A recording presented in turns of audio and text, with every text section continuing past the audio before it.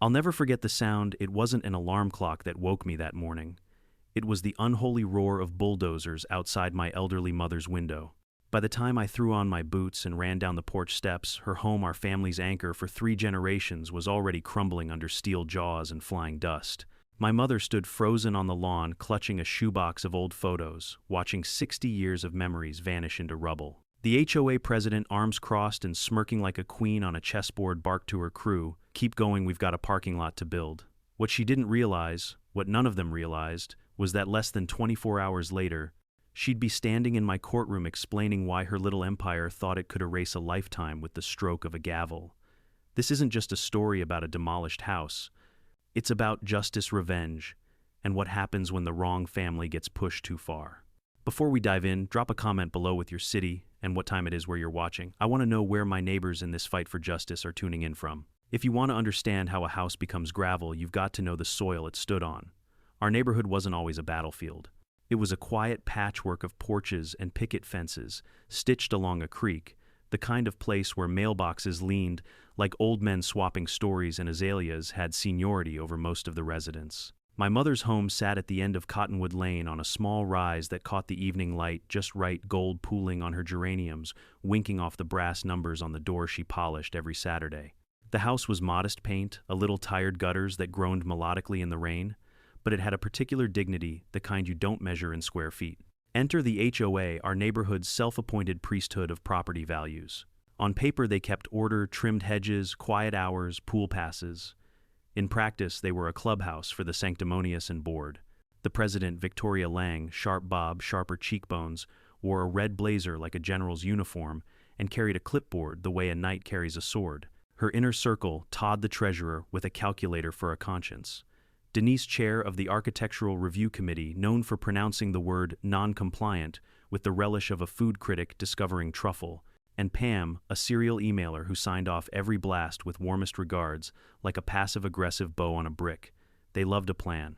And their latest plan had a glossy brochure, Vision 2030, Modernize Maple Creek. Pages of stock photo sunshine promised walking paths, irrigated medians, a dog park with artful boulders, and a sit-down for this parking expansion by the clubhouse to accommodate community events.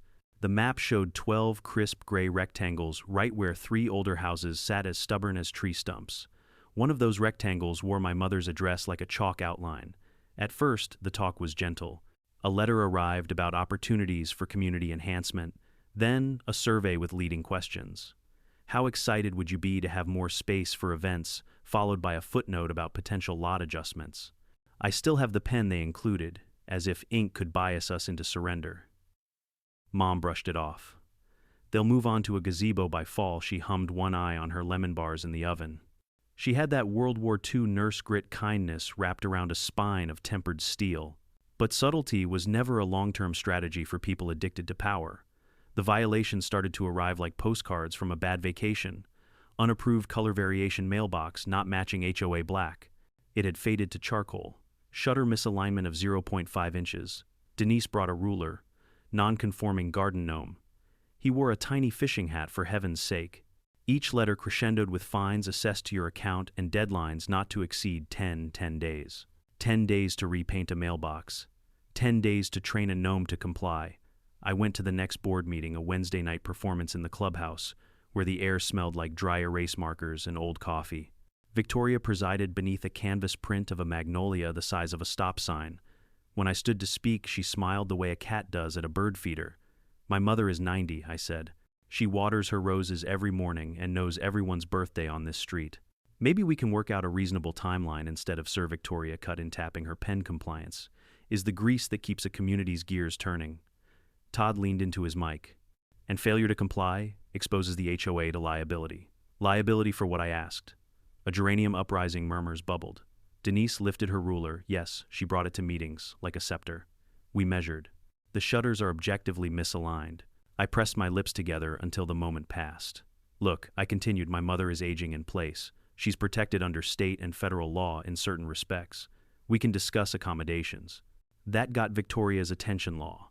We apply rules uniformly, she said. Uniformity preserves value. A hand rose in the back. Mrs. Patterson, 83, voice paper thin. They told me my ramp disrupted elevations. I told them my knees disrupt stairs. Nervous laughter skated across the tile floor. Victoria smiled, wider, thin, and silver. We have a ramp policy, she said. We're all about accessibility within guidelines. After the meeting, a cluster of board members huddled around a site plan. I lingered long enough to hear Todd say, "If we clear the corner lots, we can push the drive aisle out 2 more spaces. 2 more spaces." You would have thought they were drafting a peace treaty, not a parking lot. The next morning, a real estate sign appeared. 2 houses down, We Buy Houses cash offers, and a flyer sat on Mom's mat. Consider a generous relocation package. It chirped as if being uprooted were a spa weekend. Mom held it between thumb and forefinger, like it might smear. They think old means easy, she said, not angry so much as amazed. I tried a different tactic coffee on Victoria's porch, neighbor to neighbor. She served it in mugs that said, "Live, Laugh, Landscape." I thanked her for the meeting. She thanked me for being engaged. We danced. The parking expansion, I finally said, "Why here?" "Centralization," she replied. "Efficiency. Safety.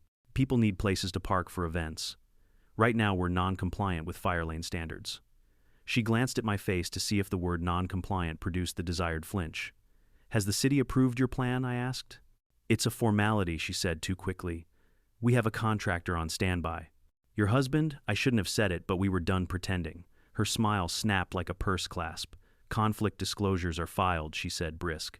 "We follow process. Process. A lovely word when you want to rinse the blood from a decision." I took my leave with a polite nod, the wheels in my head turning a different kind of process assembling itself, one shaped like filings and exhibits and subpoenas. Meanwhile, the harassment escalated. A warning for Mom's bird feeder seed scatter attracts nuisance species. A citation for unsanctioned porch light color temperature. Too warm, apparently. The HOA preferred cool blue-toned compliance. Denise photographed our recycling bin because the lid didn't fully close. Pam emailed at 2:03 a.m. asking us to confirm receipt. They didn't want conformity. They wanted capitulation. Neighbors began stopping me on walks. "They told us to remove our swing," said a dad with sticky-fingered twins. "Said it wasn't architecturally consistent. They fined me for painting my front door. Sunset," said a woman across the cul-de-sac. "The approved orange is Harvest Moon. They are indistinguishable. Every story was a thread, and together they formed a rope pulling us all in the same direction out of patience." Did they realize what they were building? Not a parking lot. A coalition. Still, I tried one last olive branch, a letter formally worded politely, citing statutes and requesting reasonable accommodation for an elderly resident. I asked for a meeting with the full board and an independent mediator. The reply arrived in 24 hours. Request denied. Violations persist. Final notice attached. Attached was a notice of community improvement activities, a euphemism so bold it almost deserved applause. It listed dates for site preparation grading and asphalt pour, with our corner circled on the map in happy highlighter. The timeline began in 10 days. 10 days to erase a life. I read it twice, then a third time, eyes catching on the phrase, "pursuant to authorization." Authorization from whom? Not the city my contacts there would have called me. Not the county their permit tracker was a public database I knew like wallpaper. The authorization I suspected was a mirror, self-issued, self-justified, self-signed. That night, I walked the perimeter of Mom's lot, the grass cool and damp the air, breathing out the last notes of summer. Inside, she sat at the kitchen table, polishing the brass numbers for the door out of habit, not yet admitting the door might not be there to receive them. "What will we do?" she asked, voice, steady eyes, bright, with a kind of stubborn hope that has guided me since childhood. "We will document everything I said. We will be patient until patience becomes complicity, and then we will be precise." I didn't tell her the precise shape of my plan, not yet. It would sound grandiose, a son swaggering when he should be comforting. So I made her tea, and we looked at old photo albums. The porch swing Dad hung with a level he didn't need. The garden party where Mrs. Patterson's hat flew off in a gust, and everyone laughed for a week. A blueprint of a life more beautiful than any HOA brochure. The machines hadn't arrived yet. The ground still held its own memory. But in the distance, I could hear the hum of inevitability, gathering like distant thunder rolling down Cottonwood Lane, looking for a place to park. You can always sense when trouble is circling. It doesn't announce itself with brass bands. It creeps in like mildew showing up in corners you didn't think to check. With the HOA, it started with cameras. One Saturday morning, while I was trimming hedges along Mom's driveway, I noticed Denise, the self-proclaimed queen of architectural review, lurking across the street. She held her phone high, snapping photos with the solemnity of a war correspondent. Click, step left, click, step right. Her ruler poked out of her tote bag like a rifle barrel ready for duty. "Morning, Denise," I called, wiping sweat from my forehead. Documenting, she replied like that single word was shield and sword all at once. "Non-compliant siding paint." "That paint is older than you," I said. "It's called patina." Her nose wrinkled. "It's called decay." She sent the photos straight to Victoria, no doubt, because by Monday, Mom received a letter. Unapproved paint discoloration. Immediate remediation required. It came stamped with the HOA's crimson logo, which looked more like a coat of arms than a community seal. Mom sat at the kitchen table with the letter, her hands trembling, teacup rattling against its saucer. "They make it sound like I'm poisoning the street," she whispered. I tried to calm her. "It's posturing, Mom. They can't knock down your house over a paint shade." But the letters kept coming. Every week, a new violation. Too many flower pots on the porch. Grass cut 3.25 inches instead of the regulation 3. The bird bath encouraged mosquito habitats. It was harassment disguised as bureaucracy, death by 1,000 fines. The neighbors noticed too. One evening, Mr. Hahn, who lived 2 doors down, knocked on our porch. He leaned on his cane and whispered, "They're circling you." Same thing happened to me when I refused to move my shed. They fined me until I gave up. I asked him, "What did you do?" "I sold," he said, simply, his eyes dull with defeat. "Couldn't fight them." That word "sold" clanged in my head like a warning bell. That's what the HOA wanted. Push people until selling feels like mercy, then swoop in with community development plans. I decided to confront them directly. At the next board inspection, I caught Victoria herself prowling along the property line with Todd in tow. Todd held a clipboard stacked with forms. Victoria wore her blazer-like armor chin, high lips pursed in permanent disapproval. "Lovely day to harass an old woman," I said, stepping into their line of sight. Victoria didn't flinch. "We're ensuring compliance." With what I asked. "Your parking lot fantasies." Her eyes flickered just for a second, but enough for me to know I'd struck the nerve. "We're improving the community," she said smoothly. "Your mother's property is an eyesore. It brings down everyone's value. Her roses win blue ribbons at the county fair." I shot back. "What value are we talking about? The kind you don't understand," Todd muttered, scribbling on his clipboard. Mom stood behind me on the porch, her voice quivering yet strong. "This is my home. My husband built it with his hands.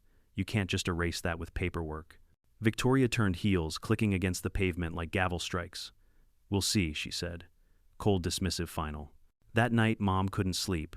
I found her at 2 a.m., sitting in the living room, staring at the old grandfather clock. "They're going to take it," she said softly, her voice breaking. "I can feel it." I knelt beside her. Not if I have anything to say about it. But deep down I felt it too, the inevitability pressing closer the way a storm front thickens the air before the first drop falls. 2 weeks later, the hammer fell. A certified letter arrived, thicker than the others. Inside, a notice of community reallocation, a polite euphemism for eviction. It cited multiple unremediated violations and declared the property condemned under HOA authority. At the bottom, a single chilling line. "Demolition scheduled, pending approval. Demolition." Mom read it 3 times, her eyes skimming over the words like they were in a foreign language. Then she clutched my arm. "They wouldn't dare." "They would," I said grimly. I drove straight to City Hall, stormed into the planning office, demanded to see the permits. The clerk, a kid with acne scars and an apologetic shrug, pulled up the file. Sure enough, a demolition permit had been approved. Forged signatures, rubber stamps from consultants, tied to Victoria's husband's construction firm. A closed loop of corruption, clean on paper, dirty as sin underneath. I photocopied everything. Evidence, ammunition. When I got home, Mom was in the garden, kneeling in the dirt, digging frantically around her rose bushes. She pulled out mason jars, Dad's old coin collection hidden decades ago. Her hands shook as she thrust them into mine. "If they're going to bury me, at least let me save this." I wanted to cry, but instead I promised Mom, "They're not burying you. They're burying themselves." Still, the machinery of the HOA didn't stop. Trucks rolled into the neighborhood the next morning, engines growling, orange vests swarming like ants. Victoria stood at the edge of our driveway, barking orders into a walkie-talkie, clipboard in hand. She looked up at me with a smile so smug it made my fists ache. "Progress waits for no one," she said.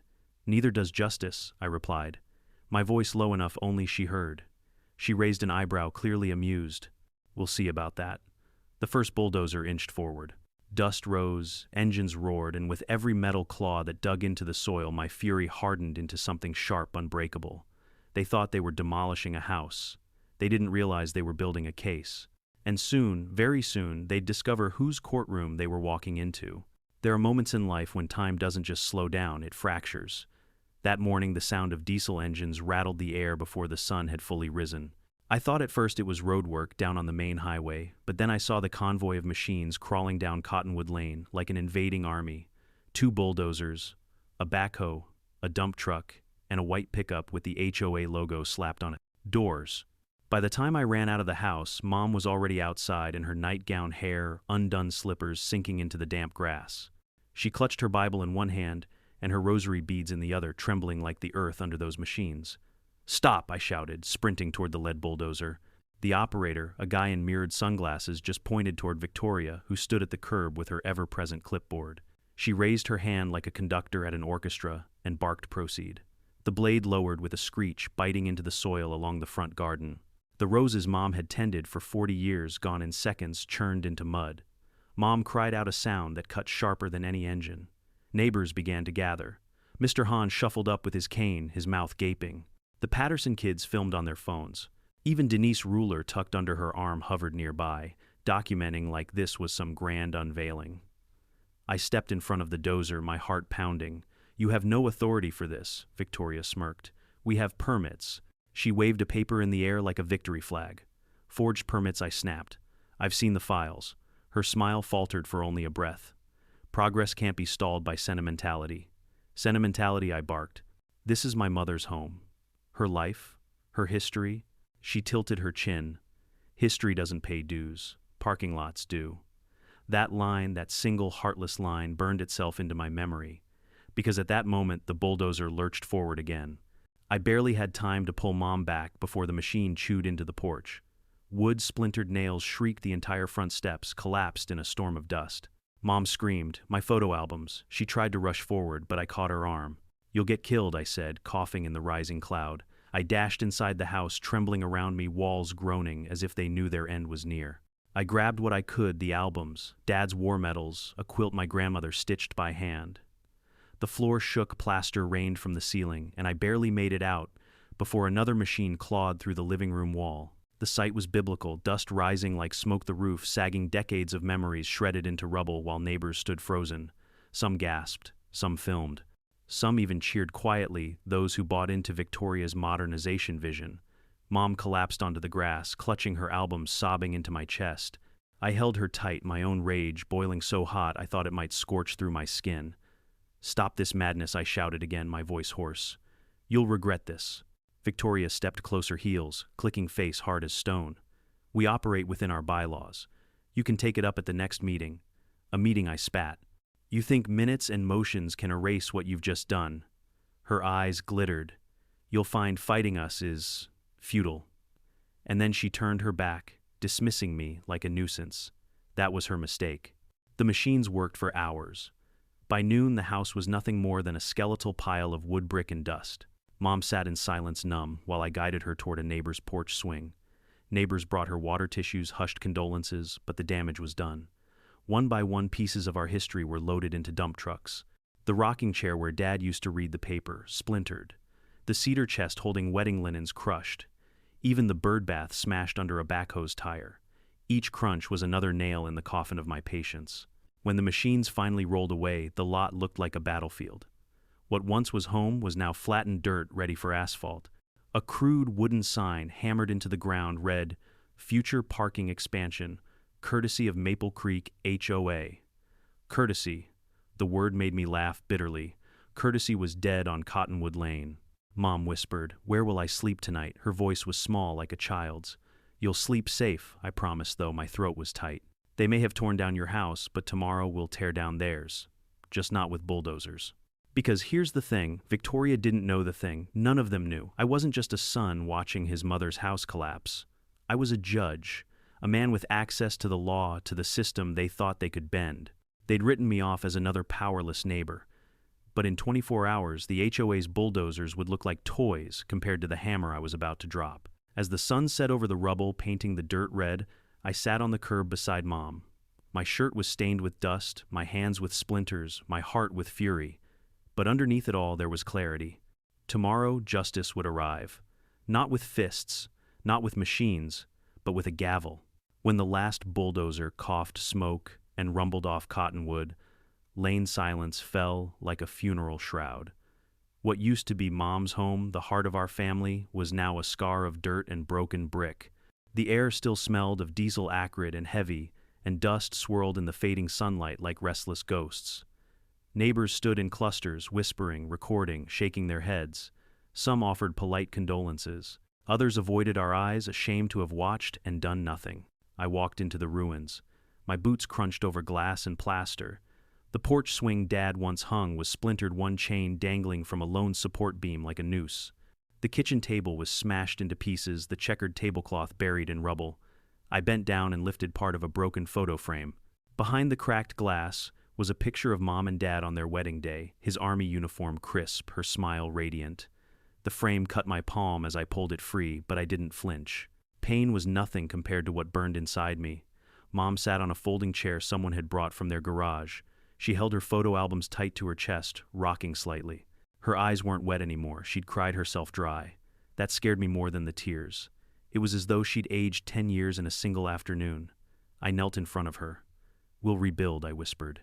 "We'll make them answer for this." Her lips trembled. "They said they'd send me a reimbursement check," she said bitterly. "As if money can replace memories. They won't get away with it," I told her. My voice carried more conviction than I actually felt in that moment. But saying it aloud, making the promise, anchored me. I spent the next hours salvaging what I could.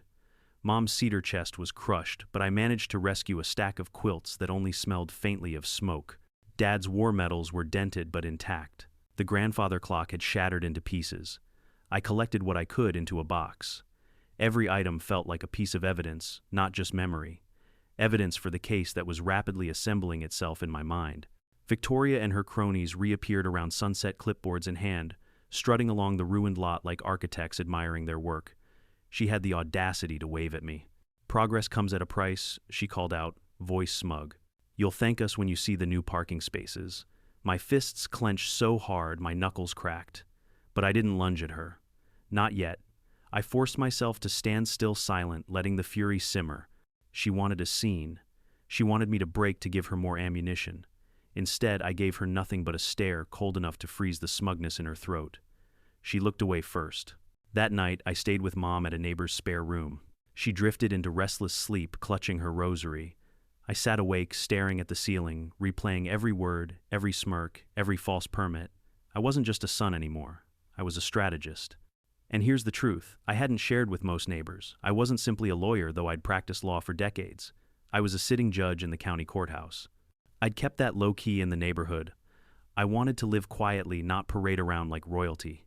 But now that anonymity became my sharpest blade, I began drafting motions in my head, lining up statutes, envisioning subpoenas.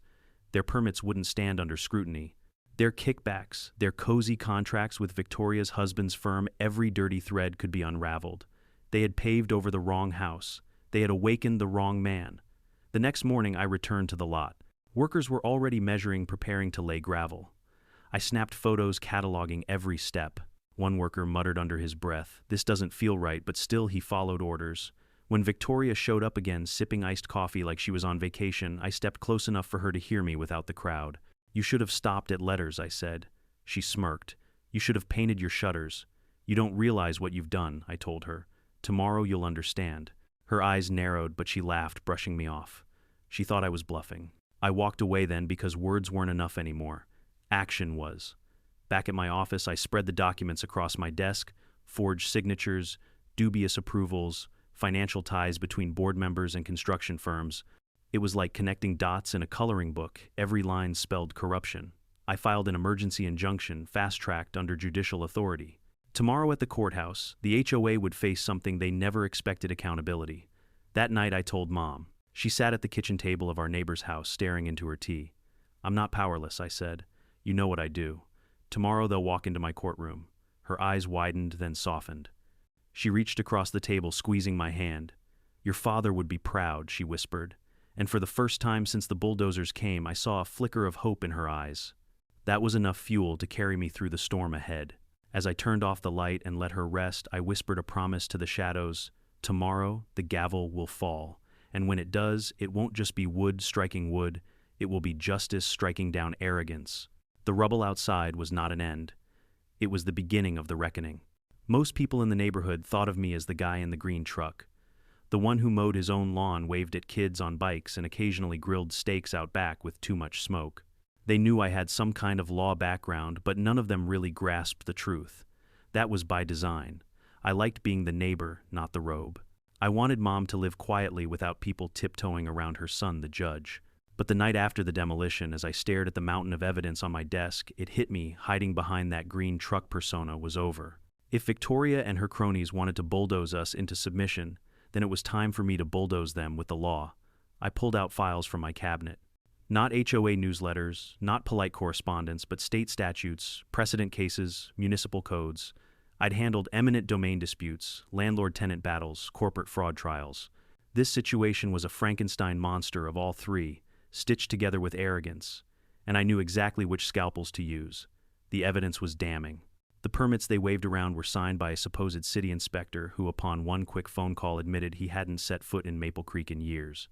The contracts for demolition were awarded directly to Lang Construction, Victoria's husband's firm, without bids, without disclosure. The financials showed HOA funds being funneled into consultancy fees that just so happened to match deposits in board members' personal accounts. If corruption had a smell, it would have reeked like gasoline from those papers. I leaned back in my chair and smiled grimly. They thought they were untouchable because they wore blazers and held clipboards. But tomorrow, those same blazers would look more like straitjackets. The following morning, I dressed differently. Not in jeans and boots, but in my suit, dark gray, crisp tie, polished shoes. Mom raised an eyebrow when she saw me. "You're not going to the courthouse as a lawyer," she said slowly. "No," I told her. "I'm going as myself." Her eyes widened, and for a moment she looked 20 years younger. "You mean—" "Yes," I said. "They'll see who I am when they walk in." She smiled through her exhaustion. "Oh, they have no idea what's coming." Before heading out, I stopped at the ruins of her house. Workers were idle, confused by the sudden injunction I'd filed overnight. A yellow backhoe stood still, like a predator denied its prey. The crude future parking lot sign flapped in the wind, mocking me. I planted my feet in the dirt and said quietly, "This ground isn't yours. Not today. Not ever." At the courthouse, I walked through the marble halls with renewed purpose. Colleagues nodded as I passed. They'd heard whispers already, Maple Creek HOA demolition scandal expedited hearing. I could feel the weight of the system behind me, gears ready to turn. The bailiff handed me the docket. Case scheduled for 9 a.m. Judge, judge. The word carried a different resonance that day. Not just a title, but a promise. At 8:55, the HOA entourage shuffled in. Victoria led the pack-red blazer, freshly pressed lips stretched into that familiar smirk. Todd clutched a briefcase stuffed with papers, while Denise carried, of course, her ruler, as if measuring court benches might somehow save her. Pam trailed behind, phone in hand, already drafting what I imagined would be a smug community update email. They looked around, expecting some friendly magistrate they could charm, maybe even a small-town judge. They could steamroll with procedural compliance. Then they saw me. Victoria froze mid-stride. The smirk died on her lips. Todd's briefcase slipped and hit the floor with a thud. Denise whispered something sharp, her ruler clattering to the ground. Pam gasped, "Oh my God," loud enough for the gallery to hear. I took my seat at the bench, gavel in hand. "Court is now in session," I said evenly, though inside I'll admit I savored their faces like fine wine. The room fell silent. The power dynamic had shifted so violently it was almost audible. These people who had strutted through Cottonwood Lane like emperors now sat small, brittle, suddenly very mortal. I opened the hearing by outlining the charges: unauthorized demolition, fraudulent permits, conflict of interest, abuse of HOA authority. Each word landed like a hammer on their carefully built facade. Victoria tried to recover. "Your Honor, surely there's been some misunderstanding." "Misunderstanding," I cut her off, my voice echoing. "You signed demolition orders without city approval. You funneled contracts to your husband's firm. You destroyed private property belonging to an elderly resident without due process. Which part is a misunderstanding?" She opened her mouth and closed it. No smirk this time, only silence. Todd fumbled through his briefcase, waving papers. We have documentation." "Indeed you do," I replied calmly. documentation that will serve as Exhibit A for the prosecution. Gasps rippled through the courtroom. The neighbors who'd come to watch leaned forward, eyes wide. For years they'd felt bullied, intimidated, powerless, and now they watched the bullies tremble. Denise finally spoke, her voice thin. We were only following the bylaws. I leaned forward. Bending bylaws into weapons doesn't make you lawful, it makes you dangerous, and it makes you accountable. Pam muttered something about community spirit, but her voice cracked, betraying the fear underneath. As the morning wore on, the evidence piled higher. Each fraudulent signature, each shady contract, each intimidation email. The more I presented, the smaller they seemed. Victoria no longer looked like a queen in red. She looked like a cornered fox, darting her eyes trapped. By lunchtime, the gavel hadn't yet fallen, but everyone in that room knew how this story would end. And for the first time since the bulldozers came, I felt the weight in my chest lift. Justice wasn't just coming, it was already here. The air inside the courtroom was heavier than stone. Every cough, every shuffle of paper echoed off the high ceilings as though the building itself was holding its breath. Behind me, the gallery was packed.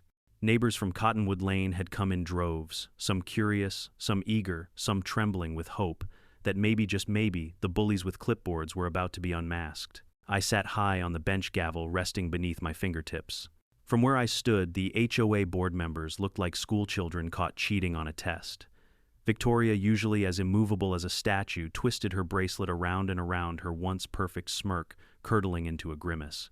Todd hunched over his briefcase like it could shield him from the law. Denise gripped her infamous ruler so tightly I thought it might snap. Pam's phone trembled in her hands. She wasn't typing this into an email blast anymore. "Call the case," I instructed. The bailiff's voice rang out. Maple Creek Homeowners Association versus Eleanor Whitaker. The name, my mother's name, hung in the air like a sacred bell. Mom sat in the front row, her hands folded over her rosary. She looked smaller than usual, her shoulders hunched, but her eyes burned steady. When she caught me glancing at her, she gave me the faintest nod. That was all I needed. I adjusted my glasses and looked squarely at the board. "You stand accused of unlawful demolition, fraudulent contracting, and abuse of fiduciary duty." Todd sprang to his feet first. "Objection," he squeaked. "To what?" I asked. To this entire process," his voice cracked. "We have authority under our bylaws," I raised a hand. "Authority does not supersede law, Mr. Perkins. Your bylaws are not a license to commit fraud." The gallery murmured. A few neighbors even clapped before the bailiff barked them into silence. Victoria finally rose, clutching her clipboard like a shield. "Your Honor," she began, her voice wobbling between defiance and desperation, "everything we did was for the betterment of the community. We have long-term plans, visions, goals." I cut her off with one raised brow. "Did those plans include bulldozing an elderly woman's home without notice? Did they include funneling contracts to your husband's company without disclosure?" Her jaw tightened. "Those contracts were fair. We followed procedure." "Procedure is not a substitute for integrity," I snapped. My voice boomed harder than I intended, but I didn't regret it. "You can dress corruption in a blazer and call it policy, but it is still corruption." She faltered, searching for words. For the first time, the iron mask cracked. Next came witnesses. One by one, neighbors stepped forward. Mrs. Patterson leaned heavily on her cane, but her voice cut clear. "They fined me for the ramp I needed after my hip surgery. Said it wasn't aesthetic. I had to beg my son to cover the penalties." A young father testified. "They told us to tear down our kid's swing set, called it a hazard." My wife cried for weeks. Even the demolition foreman reluctantly admitted we were told permits were in order, but something felt off. When I saw that old woman crying, I knew it wasn't right. Each testimony was another nail hammered into the HOA's coffin. I let them speak, let the gallery hear, let the truth breathe. Finally, I addressed the defendants directly. "This court has heard enough. You use the veil of community improvement to line your own pockets, to trample rights, to destroy lives. That is not governance. That is tyranny in miniature." Victoria's face flushed scarlet. "We were trying to raise property values," she shouted, the composure gone. I leaned forward, my gavel poised. "Property value is meaningless if it costs a community its soul." Silence slammed down. Even the air conditioning seemed to pause. I glanced toward my mother. Her eyes glistened, but she sat proud, dignified, her hands no longer trembling. She didn't need to say a word. Her presence alone was testimony enough. I turned back to the HOA board. Do you have anything further to say before this court issues its ruling? For a long moment, no one spoke. Todd swallowed hard. Denise's ruler slipped from her grip and clattered against the table. Pam wiped at her eyes. And Victoria, once the queen of Cottonwood Lane, stood there, trembling lips pressed shut, utterly out of words. That was answer enough. I lifted the gavel. Then this court will proceed. The sound of wood striking wood rang out like thunder, and the entire gallery erupted, not in chaos, but in the collective exhale of justice finally catching up with arrogance. Tomorrow I would hand down the official judgment. But in that moment they all knew. The HOA had already lost, and Cottonwood Lane was no longer theirs to rule. When the gavel's echo finally faded, I ordered the clerk to bring forward the evidence files. Thick binders landed on the bench with a weighty thud. The sound alone made Victoria flinch. This court will now examine the documents submitted, I announced, flipping open the first binder. Exhibit A, demolition permits allegedly authorized by City Inspector Leonard Brooks. The courtroom projector hummed to life, throwing the scanned documents onto the wall. I pointed to the signature.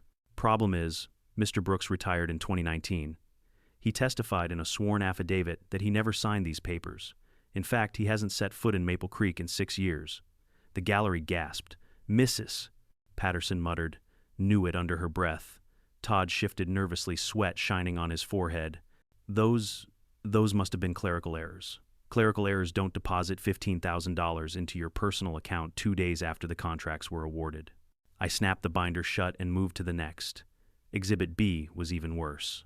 Bank statements neatly highlighted traced a bright yellow line from the HOA's Community Development Fund straight into Lang Construction's coffers, Victoria's husband's company. From there, money splintered into smaller deposits to the board members' private accounts.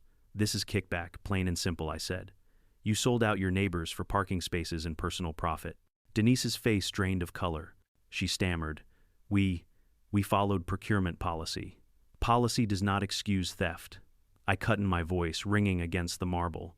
Nor does it excuse deceit. The projector flashed again. Exhibit C, screenshots of emails. One from Victoria to the demolition foreman, reading, "Proceed immediately. If questioned, claim urgent safety hazard. HOA will handle the paperwork." The foreman called to the stand, confirmed it. She told us the structure was unsafe, ready to collapse. Said she'd take care of the permits. I believed her. Until I saw the old lady crying on the lawn. His voice cracked with guilt. The room buzzed with outrage. A neighbor from the back shouted shame, and the bailiff had to bark for order. I kept going. Exhibit D, minutes from a closed session HOA meeting where Victoria declared, "If the Whitakers won't move, we'll clear them out." The handwriting in the margin was unmistakably Todd's finally progress. Victoria tried to interject, her voice sharp. "Those notes are taken out of context." "Context," I thundered. "The only context here is greed and arrogance." I let the silence hang heavy, let them feel the full weight of their betrayal. Pam, pale as paper, finally broke. "It wasn't supposed to go this far. I just sent emails." "I didn't know they'd actually," she trailed off, wringing her hands, eyes darting toward Mom. "I'm sorry," she whispered. Mom didn't respond, but her stare was steady, unflinching. She didn't need apologies. She needed accountability. I leaned forward, folding my hands on the bench. This court recognizes the Maple Creek HOA has acted outside its authority, forged government documents, misused community funds, and caused irreparable harm to residents. You thought you could disguise corruption with bureaucracy, but today the disguise has been stripped away. Victoria slammed her hands on the table, desperation breaking through. "You can't dissolve us. We are the HOA. We are the rules." Her voice cracked on that last word. The gallery erupted in gasps, then murmurs of disbelief. I fixed her with the coldest stare I could summon. "No, Mrs. Lang. You are not the rules. You are subject to the rules, just like every other citizen in this county. And the law does not bend to your parking lot fantasies." For the first time, I saw fear replace arrogance in her eyes. The clerk distributed printed summaries of the findings: fraud, forgery, conflict of interest, abuse of fiduciary duty. Each word landed like a hammer. The board members hunched lower in their chairs, as though trying to shrink themselves out of existence. One by one, neighbors stood in the gallery, emboldened by the truth. A father raised his hand and said, "They fined us $200 for chalk drawings on our driveway." A widow called out, "They threatened to tow my car because it had a scratch." Voices rose, each one a story of harassment, intimidation, humiliation. The courtroom became a choir of grievances. Decades of petty tyranny poured out at last. and the board sat there shrinking under the weight of their own legacy. I let the testimony flow. The law could handle the fraud, but this collective roar from the community was the real justice. Finally, I raised the gavel. The voices quieted, all eyes locked on me. This court will deliberate sentencing tomorrow, but make no mistake, the truth has been exposed. The Maple Creek HOA's reign of intimidation is finished. The gallery erupted in applause this time, and I did not silence them. They'd waited too long for this moment. Victoria slumped in her chair color, drained her clipboard hanging limp from her hand. The Queen of Cottonwood Lane had been dethroned. And for the first time since the bulldozers came, I saw my mother smile. Not a wide smile, but the quiet, kind, fragile, yet fierce the smile of someone who'd finally been heard. The battle wasn't over, but the war had already turned. The next morning, sunlight streamed through the courthouse windows like divine confirmation. The gallery filled again, neighbors, reporters, even a few city officials who suddenly wanted to see how deep this rot ran. The HOA board shuffled in like prisoners walking to the gallows. Gone were the blazers pressed to perfection. Today their collars sagged, their faces pale, their confidence obliterated. I took my place at the bench, gavel in hand. The room hushed instantly. "This court reconvenes for final judgment," I said, my voice steady but carrying the weight of everything we'd endured. The clerk read the charges. One last time: fraudulent permits, unlawful demolition, financial misconduct, abuse of fiduciary duty. Each phrase echoed like a drumbeat. Victoria winced at every syllable. Todd stared at his lap. Denise fiddled with her broken ruler. Pam dabbed her eyes with a tissue. Before this court issues sentencing, I said, "You may speak." For a moment, no one moved. Then Victoria rose, shoulders stiff. Her voice was low but defiant. "We tried to modernize this neighborhood. People resist change. Yes, mistakes were made, but progress requires sacrifice." I leaned forward. "Your so-called progress was theft. Your sacrifice was someone else's home. You do not get to bulldoze lives for convenience." The gallery murmured agreement, a low rumble of support. Todd cleared his throat, finally standing. I only signed what Victoria gave me. I didn't know it was illegal." "That excuse has echoed through history," I replied. "Complicity is not innocence." Denise stood next, trembling. "I just enforced the rules.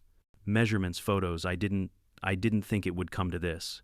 "You thought a ruler made you righteous," I said coldly, "but it made you cruel." Pam didn't rise. She just whispered, "I'm sorry," staring at her phone screen like it might swallow her whole. I nodded to the bailiff. "Thank you. That will be all." Then I delivered the ruling. "On the charge of fraudulent permits, this court finds you guilty. On the charge of unlawful demolition, guilty. On the charge of financial misconduct, guilty.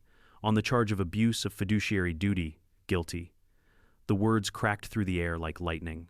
The gallery erupted in gasps and cheers before I raised my hand for silence. As sentencing, I continued, "This court hereby fines the Maple Creek HOA $500,000 payable to the Residents' Restitution Fund. Lang Construction is barred from bidding on community projects for 10 years.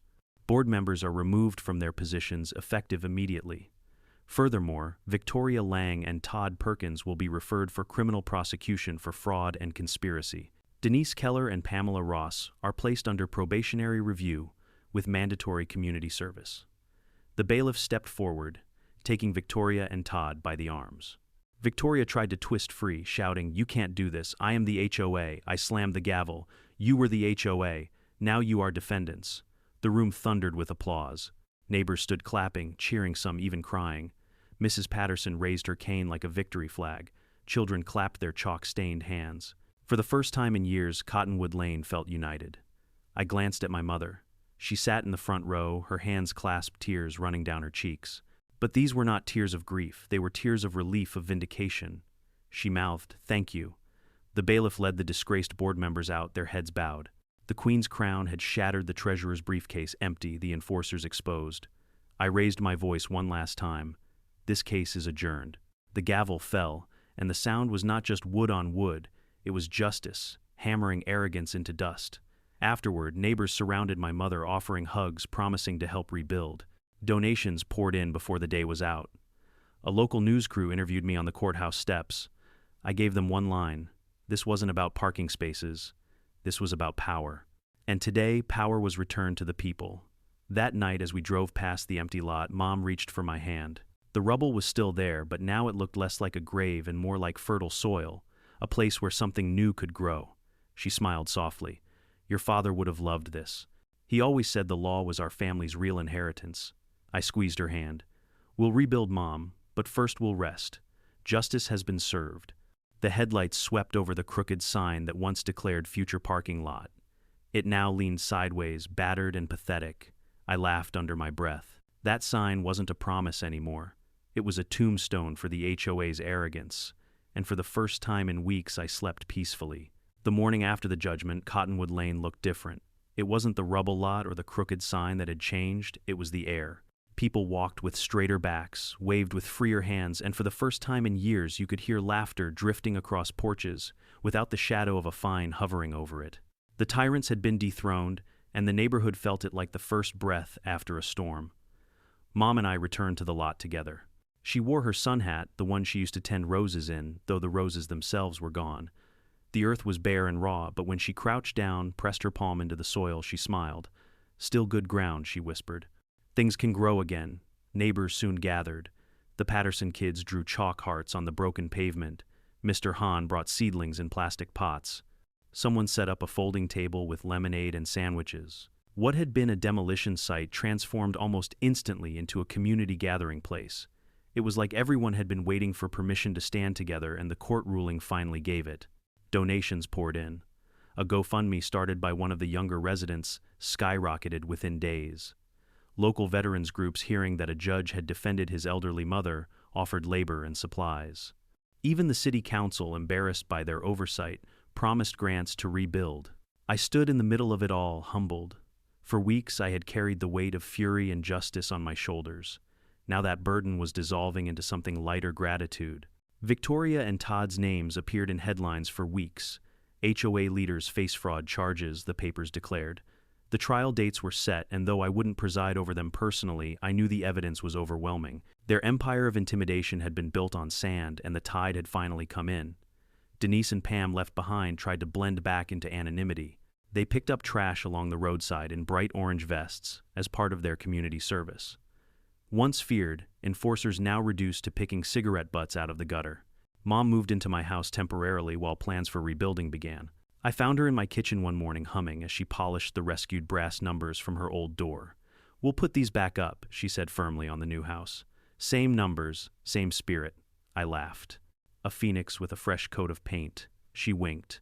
Just make sure it's the approved color, Judge. For the first time since the bulldozers roared, we both laughed without bitterness.